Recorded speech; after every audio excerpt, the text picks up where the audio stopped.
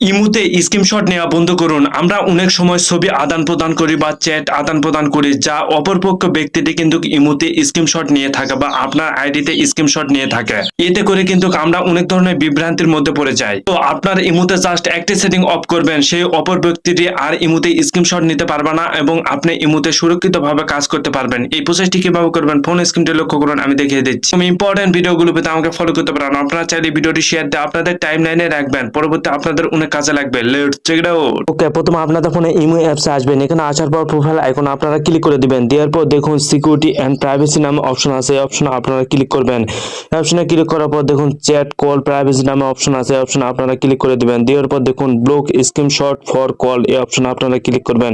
Click করে দেখুন এই অপশনটি কিন্তু অফ রয়েছে, এই অপশনটা আপনারা অন করে দিবেন। যদি এই অপশনটি আপনারা অন করে দেন আর আপনার ইমো অ্যাপস থেকে কেউ স্ক্রিনশট নিতে পারবে না এবং আপনারা ইমোতে যার সাথে